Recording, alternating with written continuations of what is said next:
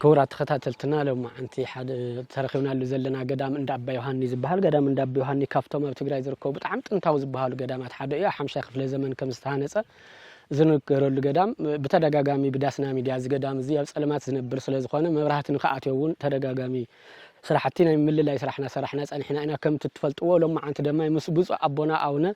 نباق أماوز قدام زي ترخينا لنا نخلي سرحنا وردا أي تخلينا وتنبين ترخيوا من قدام تأمينا مريم يوم مس يوم انقربن قدام دما إذ قدام زي رأيكم ما تاخدكم لنا بزنا قرونا لهم حساب زلهم جزية سوي أم بزح صراحة قد يفهم أو ترخيوا ما له وصابونا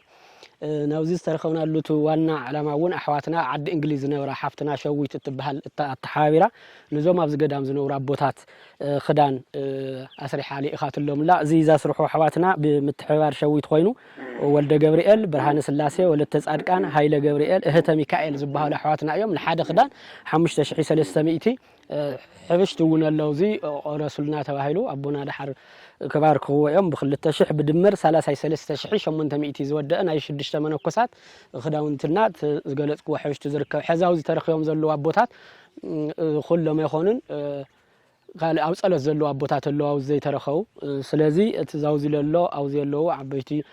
بص أبونا أو نباق أم حويسو خالت لك أو أنت بيت كريستيان ونلو ناو أتم كنا حلفوا إنا تبارخوت الحلف هو ملء أختي مسؤولة تحيزون توان على ما نتنقص عصنا لوز أنا حنا حدار حمشتا عمتا وخبرة بعلوت مبرهات آتينو كوع علون حدث وانا ملء أختنا يوم ما هزب كريستيان توم قدم حزون حجز مسيوم ترانسفورمر يترفنبر بالوتات تزرق زركاو زي بالوتات زي تزرق حلو حدا نطو 5 مليون وديو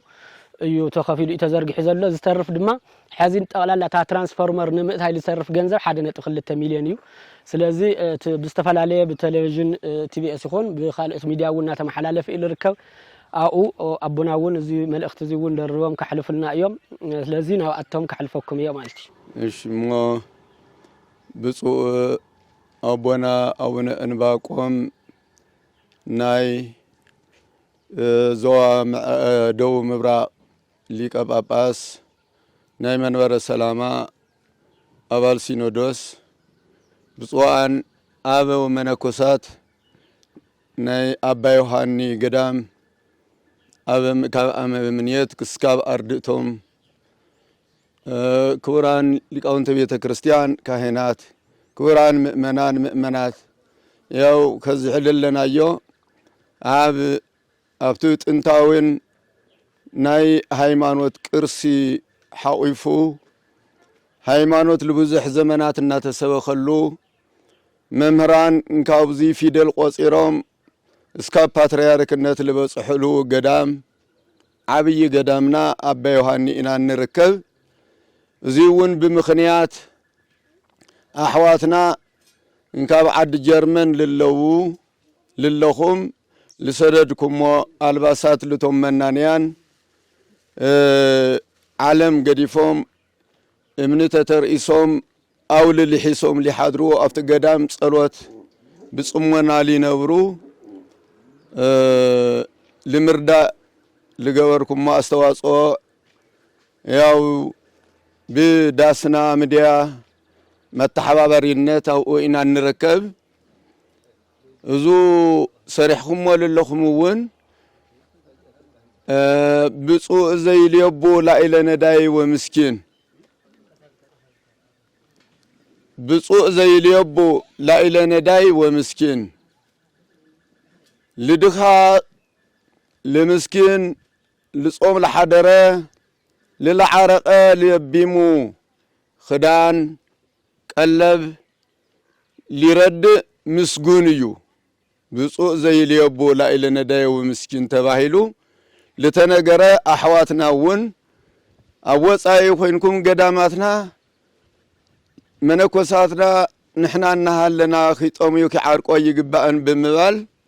انكافتا للاتكم لصدركم يو افتو قدمينا ببصو أون انباقوم براكي قال براكي አቡነ ዘበሰማያትና ተዋህበሉ ኢና ንረከብ የተዋና ነገሩ ድማ አንቱም ብደገልለኹም አሕዋትና ወአነ እብለክሙ ግበሩ ለክሙ አይርክተ እምንዋያ አመጻ እስመ አመ አይለቅሙ ንዋየክሙ እሙንቱ ሂቱ የከፍኩም ውስተ አብያቲሆሙ ዘበሰማያት አነ ብለኩም ኣለኹ ብናይ ዝዓለም እዚ ሓላፊ ጠፋኢ ገንዘብ አዕረኽቲ ግዝእሉ እቶም አዕረኽቲ ልገዛእኹሞም ድማ ገንዘብኩም ወዲሁም ገንዘብኩም ኣብዚ ዓለም እዚ ኣራጊፍኩም ኣብ ትኸድሉ ግዜ ንሳቶም ድማ ኣብቲ ገዛውቶም ክቕበልኹም እዮም ሊብል አምላካዊ ቃል ልተነገረ ንስኻትኩም ልዙ ለቢምኩም ኢኹም ብሱም ጻድቅ ብሱም ሰማይት ወአነ እብለኩም ግበር ለኩም አይርክተ እምንዋያ አመጻ ሊብለለሎ እቱ ምጽዋት እዩ ዓርኪ መግዚእ ሊኸውን ለሎ እቱ ትገብርዎ ኣለኹም ምጽዋት እቱ ትህብዎ ኣለኹም ውህብቶ እቱ ትደኽምዎ ኣለኹም ድኻም ኩሉ ኣብ ቅድሚ እግዚአብሔር ብስም ጻድቃን ብስም ቅዱሳን መላእክት ብስም ቅድስት ድንግል ማርያም ንጽሕተ ንጹሐን ክብርተ ክቡራን ሊግበር ምጽዋት ኩሉ ናይ ሰማይ ዓርኪ ተባሂሉ ሊንገረሉ እዚ እዩና ስለዚ ልዚ ኣብ ርሑቕ ዓዲ ኮይንኩም መነኮሳት ለለው ልተሸገሩ መነኮሳት ገዳማት እትረድኡ ኣለኹም ኣሕዋትና ሃብቲ ዕድመ ጥዕና ሂቡ ላብቱ እትደልይዎ ቦታኹም ቅዱስ ቦታኹም እውን በአካል መጺኹም እትጉብንይዎ ይግበረልና እግዚአብሔር ያው ቁርቡ ለመግለጽ ከምቱ ለተገለጸ ስም ዝርዝርኩም ያው ከምቲ በአቶ ንጉሰ ሚዲያ ሊግለጽ ነበረ ንሕናውን ብቱም ሱም ገዳም አበው መነኮሳት አውዚ ያለው በአካል ወነለው አብ ጸሎት እውን አብ ከዚህ ላይ መጹ አፍተ ዕጹብ ቦታ አለው ንሕና አፍተ እግሪ ገዳሚና ንልና አፍተ እግሪ ገዳም ኮይና አይና መረኻኸብትን ተረከብትን ሊፍጸም ለሎ ስለዚህ ግን በብፁዕ አቦና ቃለ ቡራቸን ምርቃትን አቡነ ዘበሰማያትን ክወሃበኩም እዩ እና ያቅንየለይ እቱ ገዳምና ያው ሃይማኖትና ላጽንሐ ናይ 1500 ዘመን በገዳምነት ተቀሚጡ ብዙሓት አበው አፍሪዩ ዳዊት ደግሞም ለዓዲ ዝናም ሊልምን በረከት ሊያውሁ መነኮሳት ለሓለፈሉ ክንደ ገዳሚ ዓብይ ገዳምና እዩሞ ለዚ ትገብሩሉ አስተዋጽኦ ትገብሩለኹምውን ናይቶም ቅዱሳን አበው ናይቶም ልጸለይዎ ጸሎት ናይቶም ለሃብዎ ቡራቼ ኣብ ለዕለይኩም ያዕርፈልና ያቅንየለይ ወስብሐት ለእግዚአብሔር። በስመ አብ ወወልድ ወመንፈስ ቅዱስ አሐዱ አምላክ። ሊቃውንተ ቤተ ክርስቲያን አው መነኮሳት አው ዘለኹም አቦታት ሁሉኹም ኳ እግዚአብሔር አራህበና መቅድመ ህሱ ወጽድቆ መቅድመ ህሱ መንግስቶ ወጽድቆ ቅድም ሁሉ ናይ እግዚአብሔር መንግስትን ጽድቅን ድለዩ ኢሉ መጽሐፍ ቅዱስ የምረና መጀመሪያ ህሱ መንግስቶ ወጽድቆ ጽድቅ ማለት ሐቂ ሐቃው አምላክ ምኽታል ካውኻ ሃይማኖት በዘይ ምግባር ምግባር በዘይ ሃይማኖት ዋጋ ይውልን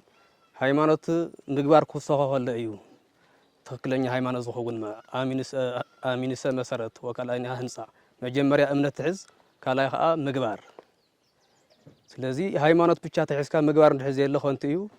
ሃይማኖት ዘይብልካ ምግባር ብቻ ተሕስካ ደሞ ኾንቲ እዩ ስለዚህ መጀመሪያ መንግስቱን ጽድቁን ድለዩ ሕዚ ዘሕዋትና ኣብ እንግሊዝ ኮይነን ሰይደነ ዘለዋ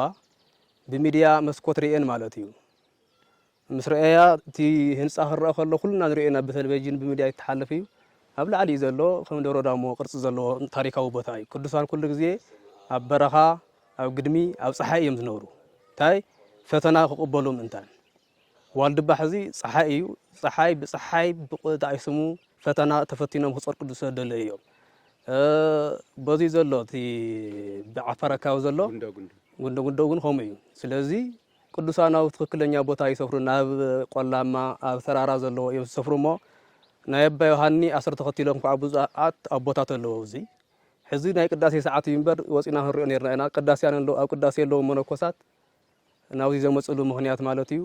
زعصوا قلنا لو يلنا لو كم والدبا كم دور أباي كم عبيت قدام كم دور دامو زعصوا منكوسات قلنا لو سمعنا لنا زي ترى خولو كلهم بزي مخنياتيو فرقم بصلات فرقم بوحتونا فرقم قداسي تسمار يمركو ثم بتاعك أمنية تجمعوا والله زي نزي ينسيدن زلوا سلازي زي أتن أو إنجليز كوينن خسر دخلوا نحن دوم متأنا نجبر أو داويتنا أو صلاتنا خنتون سم كريستنا مستم ميديا الله تقبلكم أو داويتكم أو داس مريمكم أو ساعاتكم ذكرون بهوة السجاي حلوون بعلمة عنا يحبن بسلام وعدني ملسنا ولكم صلي لنا مالتيو زي قرر مزلوا صدقين من الله شيء ما كرمه هسو منقصته وصدقه عالم حلاف مخانيو عالم السلز أفكاره تماسونه عالم حلافيو بينه خبلع بينه تصقب كتب لي بالكانديو زولنا زلوا السنة كأب بينه خنبلع بالنان أوزي بحثاوي أن قدمي صوم صلاة بتميتنا تفحصوس نحنا تبلعنا من خنوكاف لنا بمبال كريستوس كا أبدأ ما يمتعت زي نور زلنا عالم حلا نجزي جزا خراي مالتي جزا خراي عالم من حلا في بزولو مغنيات دحار تزمص وهي ونسيف وهي وتزيمص تتسفان غورو تنساي متاني تهفتم كان مقابريو تدخاخنا مقابريو داخي هفتم كله ጭንቀዩ تهفتم كن زي حل دخا زي حلف لينا ولا يጭنق يحسب هفتم ون خالي فوق وسط خالي مكنه ገዝنا ولا እንዲያው ትጭነቅ ተሃፍታም እዩ ስለዚህ ሁሉ ዓለም ኮንቲ ማለት እዩ ስለዚህ ንስጋናን ካፍቲ ዝረኸብናዮ ክንምጹት ኣለና ኣብ ሰማያዊ መዝገብ ክንቕምጥ ኣለና ኩለና ካብኣትን ተብዚኣትን ተማሂርና ኩልና ሃፍቲ ዘለና ብሃፍትና ክንሕግዝ ጉልበት ዘለና ብጉልበትና ክንሕግዝ ዘለና ማለት እዩ ክርስቶስ ድሓረ ምጽኣት እታ ንሃርፋ ትንሳኤ ሙታን እንድያ እዚ ድኻም እዩ እዚ ኣብዛ ዓለም እንነብሮ ክሳብ 80 እያ 89 እዩ ካብኡ ዝሓልፍ ሰብ የለን ድንገት ኩን ኣብ 20 ኣብ 30 ኣብ 15 ዕድመ ይመጽእ እዩ ድልዋኒኩም ንወሩ ዝልውን ናመጽወትኩም ናተነሳኹም ንወሩ ዝብል ሞት ስለዘለዩ ስለዘይ ንፈልጦ ሞትማ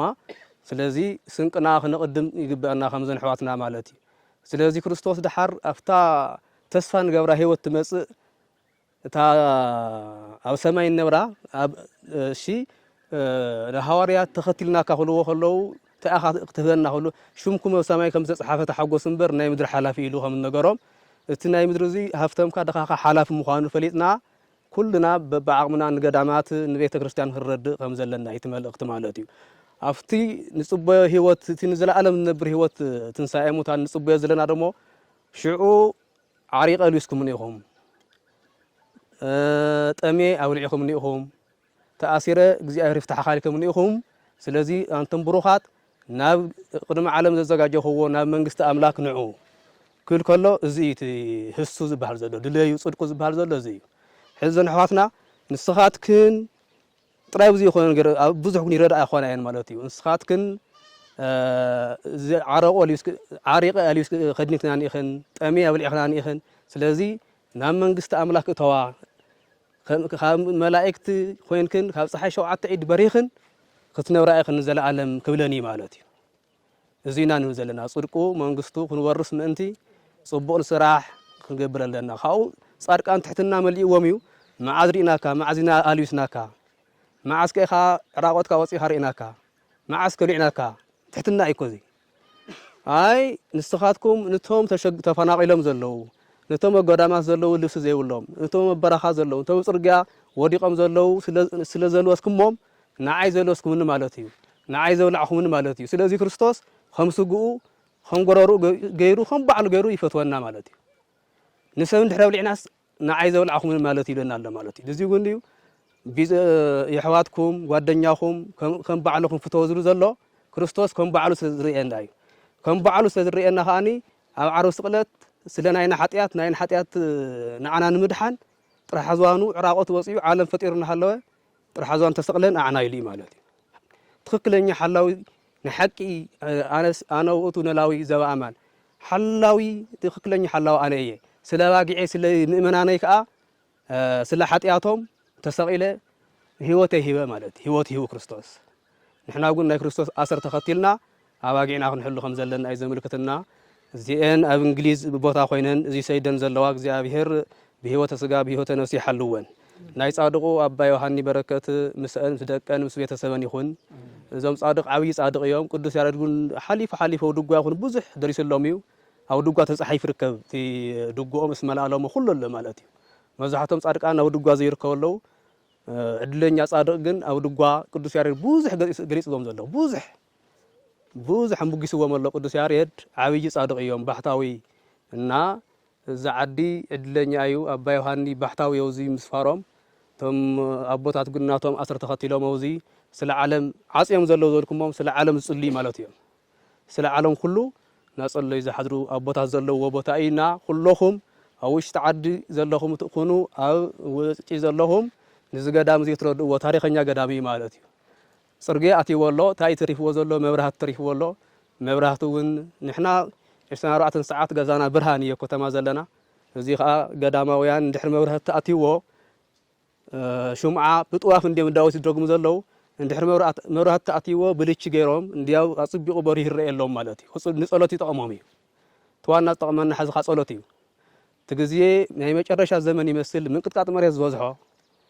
ሰብ ምንቅጥቃጥ መሬት ናፈርሐ ይነብር ዘሎ መጨረሻ ምልክቱ ከዓ ምንቅጥቃጥ መሬት ሰብ ንሰብ ይበኣስ መንግስቲ ንመንግስቲ ይበኣስ ሰላም ይጠፍቕ መዓልቲ ይሓጽር ናይ መጨረሻ ግዜ ዝኾነ ጸሎት ምእንታ ክጽልዩ መብራህቲ ክነእትወሎም ኩሉ ዘሎ ገበርተ ሰናይ ሃፍቲ ዝሃወ ሰብ ጸጋ ዘለው ተልዮም ኩሎም እዚ ተመልኪቶም ክሕግዙ ከም ዘለዎም መልእኽትና እናመሓለፍና እተን ሂበን ዘለዋ ንሽድሽተ መነኮሳት 6 ቆዊዕ 6 ሰረቅ 6 ቀምሽ 6 ወይባ ነጸላ ሂበን ኣለዋሞ ግርማ መለኮት የልብሰን ልብሰ ግርማ የልብሰን بعدمن بتعناني حلوان تنحواتنا بسلام حسب لبن الصافعو عدن بسلام يملسن بسلام مس ينزرو يغبرن እግዚአብሔር ለና ይሁን አዱ ደውሩ ገዳሙ ይባርክ አቡነ ዘበሰማያት እንበል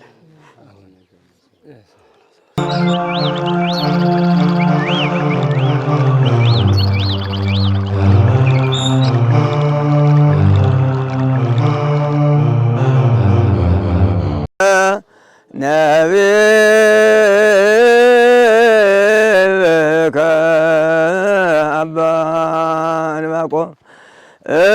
እማር ወሶከር ጥመኒ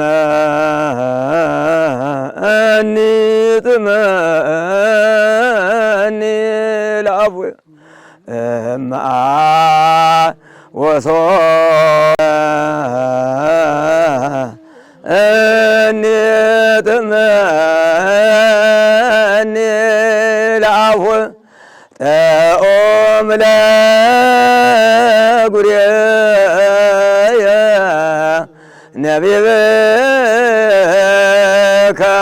نبي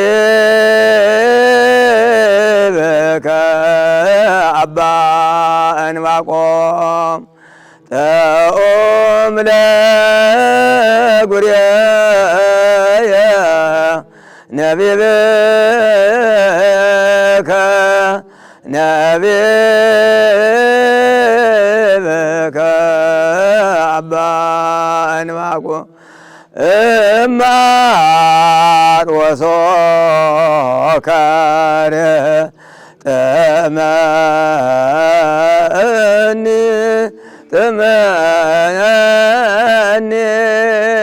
ለአፉ እማር ወሶከር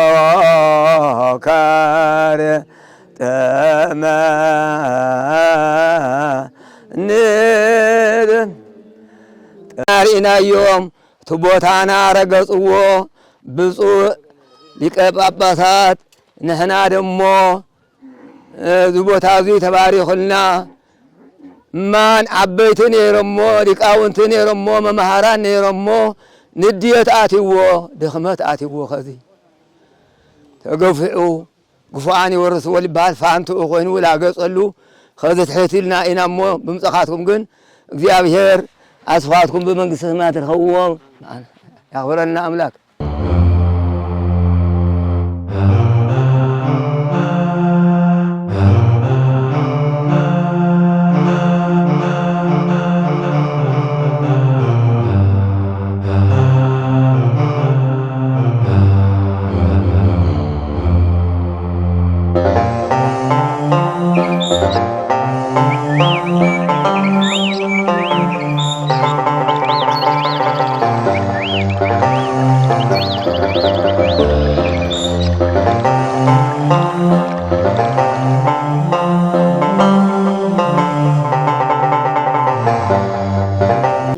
صبقنا بوتاسنا خمتي عنتو زغلصنا يو بوصو ابونا አሁን እንባቆም ሊቀ ጳጳስ ሀገረ ስብከት ዘዋደው ምብራቅ አጋጣሚ ተረኺዮ ማውዚ ተخدامቱ ወል ባሪኾም ባዕሎም ይሆንኩም ለው ነዚ ዝላዕኸ ሓዋትና ham ተቀድም ዝገለጽናዮ ኣብ ዓዲ እንግሊዝ ንብራ ብምትሕባር ሓፍትና ሸዊት ከምኡውን ሽም ዝርዝሮም ወልደ ገብርኤል ብርሃነ ስላሴ ወለተ ጻድቃን ኃይለ ገብርኤል እህተ ሚካኤል ዝባሃላ እየን እዚ ሊኻውና ዘለዋ እዚ ናይ ሽዱሽተኹም ተኸዲንኩም ዘለኹም خداونتي ማለት እዩ ለዚ ነዚ 33800 ይወዲኡ ምስተን ክልተ ሕሽቲ ተን ሕሽቲ 2000 ቅርሺ ተን ተረፋዚአን ሓደ ሰብ 5300 ኣወዲአና ሓድሕድኩም ብድምር 38000 ማን ነው 33800 ማለት እዩ ለዚ ነዚ ልገበራ ኣሕዋትና ተለኹም ትምረቃ ትወን ኩሉ ግዜ እውን ኣብ ጸሎትኩም ክትሕስቡና እንደሊሞ ናባኻትኩም ንሕልፋ ተመለሱ አህዱልዋት ደሊ አይ ሞሽ ጽቡቅ زما حواتنا سخم بالصعاركم سخم بلا فالتكم يوم بيز قدام زي ومان عوية قدام يو نايم عز زمن لاقو صرائي نيرو جن كفولت إخا على يسوس ويلو تشوقيت أو يزق أمت نيرو هو أخو حواتنا بمنقص راس جن كان توزيل الله هزبي يتوبوا صايل الله هزبون تفوليتو لا أنا ومعرو مخدان بس إحنا أنا بأخو منقص راسي مالتيو متى ما حواتنا توم أو قدام للو عرقات مياتي لهم أو خينهم مناخو ما تحساسا لخودنا خدان እግዚአብሔር ደማኔ خمتو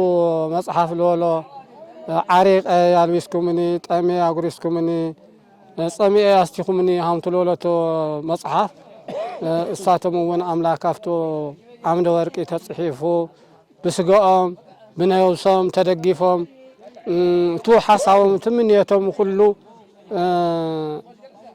وديهم ل مالس نشتت قال صليتهم اسماء الحسكم هنا ولد جبريل هايله سلاسه برهان سلاسه ولد تصارقان هايله جبريل هته ميكائيل زم حواتنا زيهم تحساوم تمنيتهم بسلام افصيمو نفتعدم مصيوم እንደገና ወን አፍተ ገዳሞም ጎብኒዮም بعين سجا رئينا نحنا ون السمون بعين سجا لرئوا يجورم أملاك عدمهم نوح جراءهم سفيح يخون أملاك سخم ون حواتنا ون ترخم ولا على تحت يتلو لهم حدا جزية بمبرهتي حدا جزية بخدان حدا جزية بقلب سعركم خمسكم أفاريتكم خم تردنا لهم سخم ون أمر حاجة هونو أملاك أبي هاني مساهم يخون الولدكم ويعباي بصراحكم ويبارك يقدس أملاك يغني لنا خبرتي هذا أملاك ناو እንደገና በንሽተቀጽ ኢለ ተሐዛብ ምንቅስቃስ እዚ መብራህቲ ሊቤል ምንቅስቃስ እዩ እንህና ካው ባሎ ተተኺሉ ገመድ ተገቲሩ አፍቶ ስራ ስወረም ሊቤል ይድሕጽረት ስለልኾነና ለውን አባ ዮሐንስ ከአቶ ሊቤል ትምኔት ነይሩና خذب جنزب محصار جن نيشتين كاملنا نيمسلمو بعدل لهم بوصائل لهم أحوات رماني كتردونا كتحجزنا ليبل حسابنا نتحساسب مو نايخوم رديت نايخوم سجاج فلينا كتردونا بتعمين نانا مسكنا هنا لخ مسعون نتحساسبنا هنا مو زاهر هذا غنيلنا تمولو هاوي هابوم يا يهرد ولد زرقوا باريخو قدس هابوم يا يهرد تمنيا في الصمام أملاك كنت تبتغى على أيو خلي خازون حنا الداب بيوانس أقام نزيل خان قدام سقيلو تمرات تتريب ولهم يمانيس أقام حوات على تحتايت لهم حنا كل خلت حاورنا خمس خازي لخان خوين بلد حديتو كل تمرات خيردنا إنا تتسفانان من لنا مو ذي ريابنا يقومنا زي أبير أبا يوحنا ونقر قدس بركات رديت يفلكم كلكم سخاتمون على تحتاج لكم تلكم لكم تدخانكم على صحف لكم جرا دمي لكم أملاك يقومنا هاو هوكم ورجدوا ويسرحوا لكم إلى هاو كتب هاو عنكم حول تعطى خفت لكم نالد زي حواتنا بالبرهانة ديكم بالنقوسية تلا أخذنا ተልእኮ ደርሰልን ለብሰን ነርሰን መስለን በቀድሞ የነበረ አባቶች ሲነግርን ያሰቅቃል። ሲያሰቅቅ ምን ይመስላል? የሚመገቡት አጥተው ንጉ በልተው ከርመው ንጉ ቀልቶ በልተው ከርመው ይሉናል። አሁን ግና እነዚህ ልጆቻችንም እያሳሰቡ ወደኛም ወደ እናንተም እያሳሰቡ የሚረዱን ያሉ የተባረኩ የተቀደሱ ይሁኑ። በመጀመሪያ ማንም ቦታ ሳይሆን ይህ ቦታ ሰው ይጨደሰው ለመካን ወመካን ይጨደሰው ለሰው ለቦታ ሰው ነው የሚያከብረው፣ ለሰው ቦታ ያከብረዋል። ደብረ አሳ ሲባል ክቡር ቦታ ነው፣ ክቡር ቦታ ነው፣ ታላቅ ቦታ ነው። ምን ይመስላል? በቅዱሳት መጽሐፈ ቅዱሳን አባታት የሚነግረን ትንሽ እያዳመጥነ እስከ አሁን ታሽጎ ይቀመጣል። ወደፊትም ጊዜ ይኖራል፣ ይወጣ ይሆናል፣ ሰው እንዲጠቀም ይሆናል ነው ያብራራ ነው። አሁን አባ ዮሐኒ ደብረ አሳ ባህረ ዮርዳኖስ ይለዋል ኢየሩሳሌም፣ አምሳለ መካነ ጎልጎታ ይለዋል፣ አምሳለ ጌተሰማኒ ይለዋል። ደብረ አሳ አምሳለ ደብረ ቢዘን ይላታል። ደብረ አሳ አምሳለ ደብረ ዳሞ፣ አምሳለ ደብረ ዋልድባ ይላታል፣ አምሳለ ደብረ ሊባኖስ ሽዋ ይላታል። ደብረ አሳ መዝገቡ ለቃል ይላታል። ደብረ አሳ ምስጢሩ ለአማኑኤል ይላታል። ከኤደም ገነት ከአራት አፍላጋት አውርዶ ሙልጭ አድርጎ ከራሷ እስከ እግሯ በኤደም ገነት ውሃ ጌታችን አጧታል። ማልዳ የሰሩትን ለማታ አልጠየቃቸውም ብሎ ቃል ኪዳን እና ወንድሞቻችን ማንም ቦታ ሳይሆን ይህ ታላቅ ገዳም ተመሳሳይ የሌለው የሚረዱን ከዚህ ያሉ አባቶችም ቅርስ ጠባቆች ነው እንጂ ራብ ምንዳቤ ብርድ አሰቃይቷቸው ካለበት ተሰደው ነው። እነዚህ ግን አሁን ያሉ ሁለት ፍሬ ቅርስ ጠባቆች ብቻ ናቸው። እናንተ ግና ለነዚህ እኔም እነሱ ተጨምሬ የረዳችሁ እግዚአብሔር አምላክ አሰትህታም እስከ ጻድቃን ይክበራችሁ፣ የፍደ ጸጋ በመንግስተ ሰማያት ያልበሳችሁ፣ በመሬት ጽድቁ በመሬት ምግቡ በሰማይ ጽድቁ አይንሳችሁ። እግዚአብሔር አምላክ የወለዳችሁት ይደግ፣ የዘራችሁት ይብቀል፣ የያዛችሁት ይባረክ። ዘራችሁን የተባረከ የተመሰገነ ይሁን። ከዚህ ቦታ መጣችሁ አምሳለ ኤደም ገነት አምሳለ ኢየሩሳሌም ማይወራስ ያለው ከዚህ መጥታችሁ ምትጠቀሙ ምትጠመቁ እህል ውሃው ምትቀምሱ ያድርግልን እግዚአብሔር አምላክ። ቸርነቱ ያስበን። እናንተ ልጆቻችንም ያሳሰባችሁ የረዳችሁን ከዚህ አስቡ አይለይባችሁ። ልጆቼ ብርታት ይስጣችሁ፣ ተናግራችሁ መሰማት ግርማ መጎስ ያሳድርባችሁ እግዚአብሔር አምላክ። የሰጡን ወንድሞቻችን ደግሞ የዲያብሎስ ድል መንሻ የመንግስተ ሰማያት መዋረሻ ያድርግልን እግዚአብሔር አምላክ። በጣም ነው የምናመሰግነው። ከአውደ ዓመቱ በረከቱ ረድኤቱ ከአባ ዮሐኒ ይክፈልልን። የአባቶች ዙሪያ ያሉ ቅዱሳን ጸሎት ረድኤት ይርዳቸው፣ ይርዳና እናንተም ይርዳቸው አብሮ እና እግዚአብሔር ያሰነትልን። ሰላምን ያሳደረ ሰላምን ያውለን እግዚአብሔር አምላክ። የተራዱ ይረዳልን። የበላነው ተወጣን ጽዋ መታይ ስረስልን። ወርዳችሁ ወጣችሁ የረዳችሁንም እግዚአብሔር አምላክ ቸርነት በቤታችሁ አሙልቶ አስፍቶ ይስጣችሁ።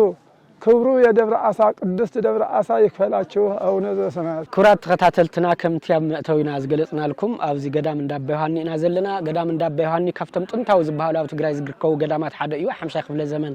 ዝተሰርሐ ውሽጣውን ደጋውን ጽባቐ ሪኢኻዮ ዘይምነው ገዳም እዩ ብናይ በሓቂ። ብፁዕ ኣቦና ኣቡነ ዕንባቆም እውን ኣብዚ ተረኺቦም ማለት ሊቀ ጳጳስ ሃገረ ስብከት ዞባ ደቡብ ምብራቕ እዮም።